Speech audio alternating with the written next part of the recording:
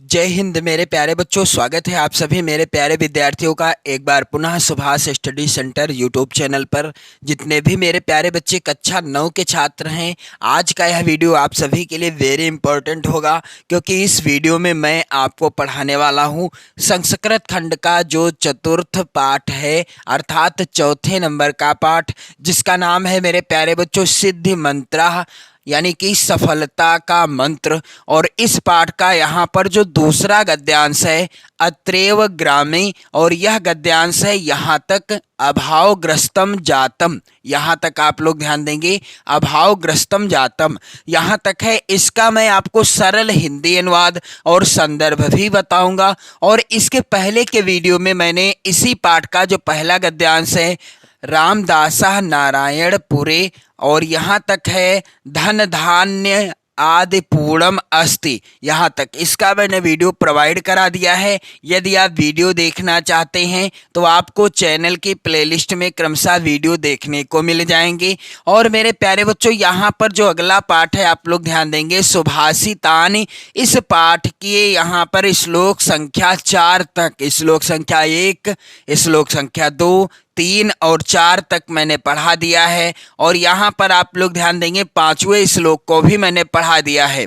5वां जो श्लोक है इसे भी मैंने पढ़ा दिया है। वीडियो आप चैनल की प्लेलिस्ट में देख पाओगे। और मेरे प्यारे बच्चों, यहाँ पर आप लोग ध्यान देंगे संस्कृत खंड का जो तीसरा पाठ है पुरुषोत्तमः रामः, अर्थात पुरुषों में श्रेष्ठ राम, इस पाठ को भी मैंने पूरा पढ़ा दिया है। यहाँ पर आप लोग ध्यान दीजिएगा, पूरे पाठ को मैंने पढ़ा दिया है। यदि आप वीडियो देखना चाहते हैं तो चैनल की प्लेलिस्ट में जाएं, क्रमशः आपको वीडियो मिल जाएंगे। तथा जो दूसरा पाठ है सदाचारः, इस पाठ का हिंदी अनुवाद और इस पाठ के जितने भी गद्यांश हैं पद्यांश हैं सभी का हिंदी अनुवाद संदर्भ सहित वीडियो आपको चैनल की प्लेलिस्ट में देखने को मिलेंगे।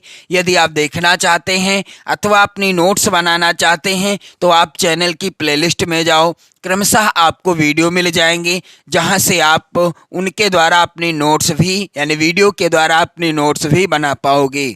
यहाँ पर आप लोग ध्यान देंगे जो पहला पाठ है संस्कृत खंड का वंदना शीर्षक पाठ, इस पाठ के सभी श्लोकों का मैंने वीडियो अलग अलग प्रोवाइड कराया है, आप लोग चैनल की प्लेलिस्ट में जाकर देख पाओगे। तो चलिए मेरे प्यारे बच्चों, यहाँ पर जो चौथे नंबर का पाठ है यहाँ पर आप लोग ध्यान देंगे। और इस पाठ का जो दूसरा गद्यांश है अत्रैव ग्रामे पैतृक धनेन धनवान धर्मदासा निवसति, और इस गद्यांश का आपको संदर्भ कैसे लिखना है, तो सबसे पहले हमें क्या करना होता है, जिस भी गद्यांश का या पद्यांश का हम संदर्भ लिखते हैं उसके शुरुआत के शब्द और उसके अंतिम के शब्दों को लिखा जाता है। यहाँ पर आप लोग ध्यान देंगे शुरुआत के और अंतिम के शब्दों को लिखा जाता है। इस तरह से यहाँ पर आप लोग ध्यान देंगे मैंने शुरुआत के शब्दों को लिखा काले पेन से, फिर इस तरह से करने के बाद अंतिम के शब्द को लिख दिया जातम। इसके बाद मैंने हेडिंग डाल दी है संदर्भ। ध्यान रहे जब भी आप हेडिंग डालोगे संदर्भ तो आपको किस पेन से हेडिंग डालना है, काले पेन से आपको हेडिंग डालना है। नीले पेन का प्रयोग आपको लिखने में करना है, लाल पेन का प्रयोग आपको नहीं करना है। मैंने यहाँ पर लिखा है लेकिन आपको नहीं करना है, ना तो परीक्षा में और ना ही अपनी नोट्स बनाते समय। मेरे प्यारे बच्चों, संदर्भ क्या होगा, प्रस्तुत गद्यांश हमारी पाठ्य पुस्तक, हिंदी आप काले पेन से लिखिएगा, के संस्कृत खंड भी आप काले पेन से लिखिएगा, के अंतर्गत सिद्धि मंत्र, पाठ का नाम क्या है, सिद्धि मंत्र नामक पाठ से अवतरित है। तो प्रस्तुत गद्यांश हमारी पाठ्य पुस्तक हिंदी के संस्कृत खंड के अंतर्गत सिद्धि मंत्र नामक पाठ से अवतरित है। मेरे प्यारे बच्चों, जो मैंने काले पेन से लिखा है ये सब चीजें आपको काले पेन से ही लिखना है। और इस पाठ का कोई भी गद्यांश हो आप संदर्भ सेम इसी तरह से लिखिएगा कि प्रस्तुत गद्यांश हमारी पाठ्य पुस्तक हिंदी के संस्कृत खंड के अंतर्गत सिद्धि मंत्र नामक पाठ से अवतरित है। तो चलिए अब मैं आपको इस गद्यांश का सरल हिंदी अनुवाद बता दूं, फिर मैं आपको बताऊंगा कैसे आपको हिंदी अनुवाद लिखना है। मेरे प्यारे बच्चों, यहाँ पर आप लोग ध्यान देंगे, लिखा हुआ है अत्रैव ग्रामे पैतृक धनेन धनवान धर्मदासा निवसते, अर्थात इसी गांव में, अत्रैव अर्थात इसी गांव में, पैतृक धनेन धनवान धर्मदासा निवसते, इसी गांव में, पैतृक अर्थात पूर्वजों के धन से धनवान, पूर्वजों के धन से धनवान धर्मदास रहता है, निवसते अर्थात रहता है। इसी गांव में पैतृक धनेन अर्थात पूर्वजों के धन से धनवान धर्मदास रहता है। तस्य सकलम कार्यम सेवकः संपादयन्ति, और उसका यानी तस्य यानी उसका, सकलम यानी सारा काम, कार्यम सेवकः संपादयन्ति यानी उसका सारा काम उसके सेवक कौन करते हैं, उसके सेवक, संपादयन्ति यानी करते हैं, उसका सारा काम उसके सेवक करते हैं। आगे यहाँ पर आप लोग ध्यान देंगे, सेवका नाम उपेक्षया तस्य पशुआ दुर्बला क्षेत्रेषु च बीज मात्रमपि अन्नम नोत्पद्यते, अर्थात यहाँ पर हिंदी अनुवाद क्या होगा मेरे प्यारे बच्चों, सेवकों की उपेक्षा से, यहाँ पर आप लोग ध्यान देंगे, सेवका नाम उपेक्षया तस्य पशुआ, सेवकों की उपेक्षा से उसके पशु, तस्य पशुआ यानी उसके पशु, दुर्बला यानी दुर्बल हैं, क्षेत्रेषु च बीज मात्रमपि अन्नम नोत्पद्यते,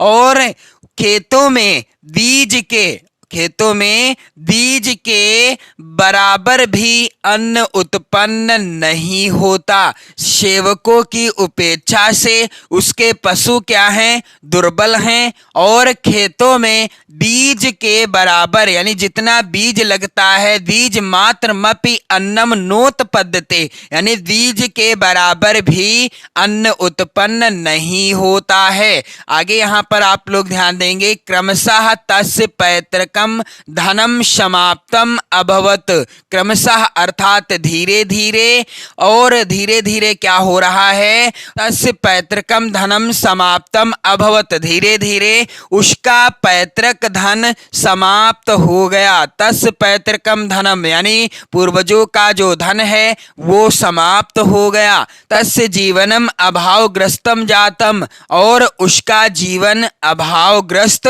हो गया। तो मेरे प्यारे बच्चों, कैसे आपको इसका हिंदी अनुवाद लिखना है, यहाँ पर आप सभी लोग ध्यान देंगे, अत्रैव ग्रामे पैतृक धनेन धनवान धर्मदासा निवसते, इस तरीके से आपको हेडिंग डाल देना है हिंदी अनुवाद काले पेन से। और क्या होगा हिंदी अनुवाद मेरे प्यारे बच्चों, कि इसी गांव में पूर्वजों के धन से धनवान धर्मदास रहता है। अत्रैव ग्रामे पैतृक धनेन धनवान धर्मदासा निवसति तस्य सकलम कार्यम सेवकः संपादयन्ति, और उसका जो है सभी काम यानी उसका सारा काम उसके सेवक करते हैं। उस धर्मदास का सारा काम कौन करता है, उसके सेवक करते हैं। आगे यहाँ पर मेरे प्यारे बच्चों आप लोग ध्यान दीजिएगा, सेवका नाम उपेक्षया तस्य पशुआ दुर्बला क्षेत्रेषु च बीज मात्रमपि अन्नम नोत्पद्यते। तो यहाँ पर आप लोग ध्यान देंगे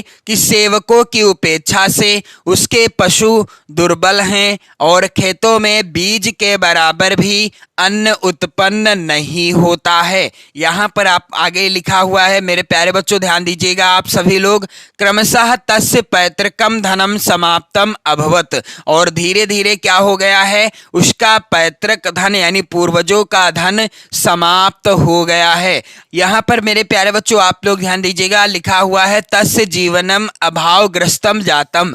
इसका हिंदी अनुवाद क्या होगा कि उसका जीवन अभावग्रस्त हो गया है। तो उम्मीद करता हूं मेरे प्यारे बच्चों आपको अच्छे से समझ में आ गया होगा। और मेरे प्यारे बच्चों यदि आप कमेंट करोगे तो मैं इसी तरह से आपको क्रमशः वीडियो प्रोवाइड करा दूंगा। और मेरे प्यारे बच्चों हिंदी का, सामाजिक विज्ञान का, हिंदी विषय का और सामाजिक विज्ञान का। किस विषय का? सामाजिक विज्ञान विषय का मैंने मॉडल पेपर प्रोवाइड कराया है, वार्षिक परीक्षा के लिए भी और अर्धवार्षिक परीक्षा के लिए भी। तो आप लोग चैनल पर जाकर के वीडियो जरूर देख लीजिएगा कि कैसा पेपर आएगा आपकी अर्धवार्षिक परीक्षा 2023 में और वार्षिक परीक्षा 2024 में। तो पढ़ते रहें, मस्त रहें, स्वस्थ रहें। जय हिंद।